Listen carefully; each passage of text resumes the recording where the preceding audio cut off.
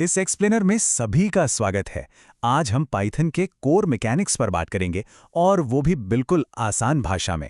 अगर एग्जाम्स और practical labs की तैयारी करनी है तो ये एक्सप्लेनर एकदम परफेक्ट है। तो चलिए बिना वक्त ज़ाया किए सीधे शुरू करते हैं और पाइथन की इन बारीकियों को समझते हैं। आइए जल्दी से आज के एजेंडा पर नजर डालते हैं। पहला, लूप्स और फंक्शंस। दूसरा, पाइथन लिस्ट्स को मास्टर करना। उसके बाद टपल्स, फिर डिक्शनरीज और की वैल्यूज। पांचवें नंबर पर फाइल हैंडलिंग और एक्सेप्शंस, और आखिर में कुछ बेहद जरूरी प्रैक्टिकल पाइथन प्रोग्राम्स। पूरा सिलेबस एकदम स्ट्रक्चर्ड है। तो शुरू करते हैं सेक्शन 1 से, लूप्स और फंक्शंस। अब यहाँ देखिए, दो बिल्कुल अलग तरीके के लूप्स एक ही काम कर रहे हैं।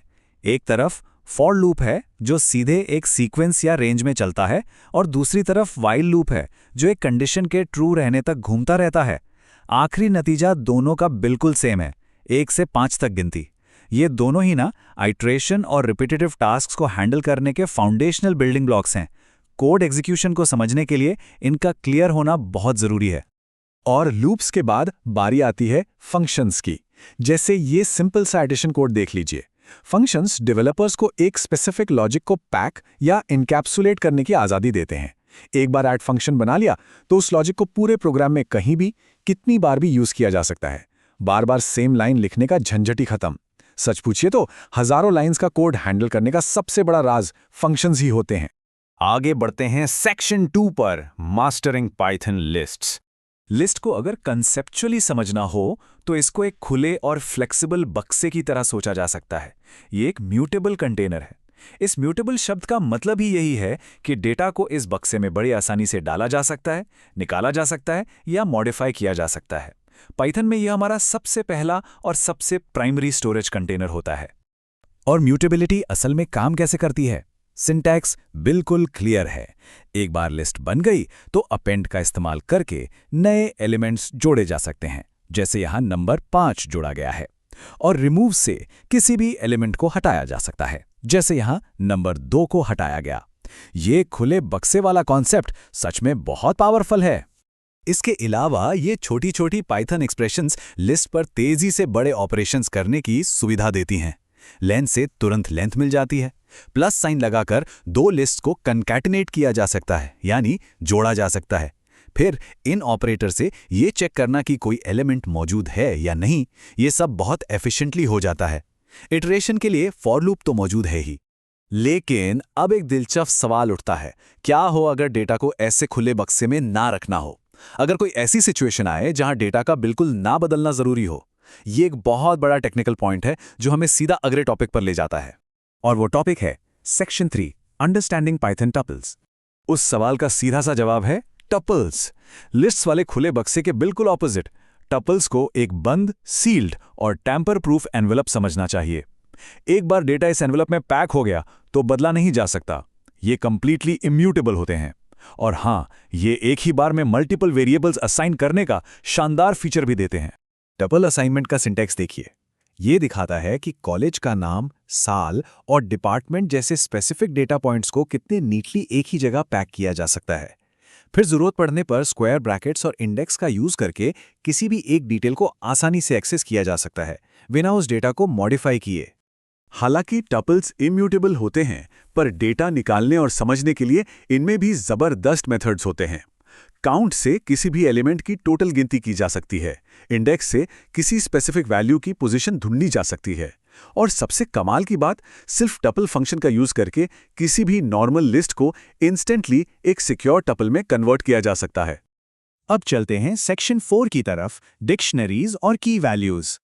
डिक्शनरी को एक बहुत ही वेल ऑर्गेनाइज्ड और मेटिकुलस फाइलिंग कैबिनेट माना जा सकता है। ये अनऑर्डर्ड जरूर होती है, लेकिन इंडेक्स्ड होने के कारण इसमें डेटा हमेशा डिस्टिंक्ट की वैल्यू पेयर्स में रखा जाता है। इसका सबसे बड़ा फायदा, किसी भी एग्जैक्ट की नेम को यूज करके डेटा ढूंढना इतना तेज होता है कि परफॉर्मेंस एकदम टॉप नॉच रहती है। कर्ली ब्रैकेट्स का सिंटैक्स बिल्कुल डायरेक्ट और लॉजिकल है। यहाँ हर एक डिस्क्रिप्टिव की को उसकी स्पेसिफिक वैल्यू से परमानेंटली जोड़ दिया जाता है, जैसे ब्रांड के साथ नाम और ईयर के साथ साल। इस पेयर को देखते ही डेटा का पूरा कॉन्टेक्स्ट तुरंत समझ में आ जाता है, जो प्रोग्रामिंग को बहुत इंट्यूटिव बनाता है। और मैनिपुलेशन के लिए डिक्शनरी के पास मेथड्स की पूरी एक लिस्ट है। प्रोग्राम क्रैश होने के डर के बिना सेफली डेटा फेच करने के लिए गेट मेथड है, अनवांटेड आइटम्स हटाने के लिए पॉप और नई वैल्यूज के साथ कैबिनेट को ओवरराइड या मॉडिफाई करने के लिए अपडेट मेथड। ये एलिमेंट्स डेटा हैंडलिंग के लिए एक बहुत बड़ा गेम चेंजर हैं। आइए अब आगे बढ़ते हैं सेक्शन 5 पर, फाइल्स और एक्सेप्शन हैंडलिंग। इन कोर डेटा स्ट्रक्चर्स से थोड़ा बाहर निकलकर देखते हैं कि एक्सटर्नल फाइल्स से कैसे डील किया जाता है। ये एक सिंपल 3 स्टेप प्रोसीजर है। पहला, फाइल को ओपन कमांड से सेफली खोलना।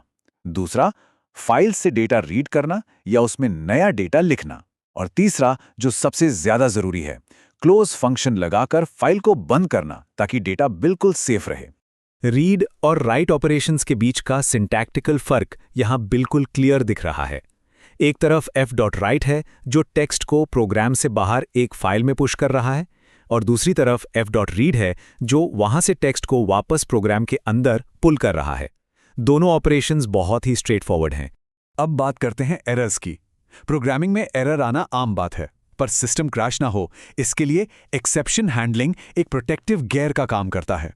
जैसे किसी नंबर को 0 से डिवाइड करना एक इलॉजिकल टास्क है जो प्रोग्राम को तोड़ सकता है, लेकिन ट्राई और एक्सेप्ट ब्लॉक्स का यूज करने से प्रोग्राम बिना क्रैश हुए उस इम्पॉसिबल टास्क को क्लीनली हैंडल कर लेता है और आगे बढ़ जाता है। ये एक रोबस्ट प्रोग्राम की असली पहचान है। और अब आते हैं हमारे आखिरी हिस्से पर, सेक्शन 6, प्रैक्टिकल पाइथन प्रोग्राम्स।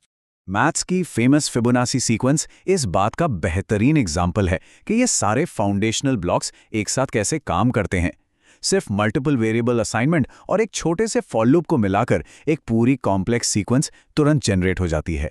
यही तो इन कॉन्सेप्ट्स को सीखने का असली मकसद है, थ्योरी को एक्चुअल लॉजिक में बदलना।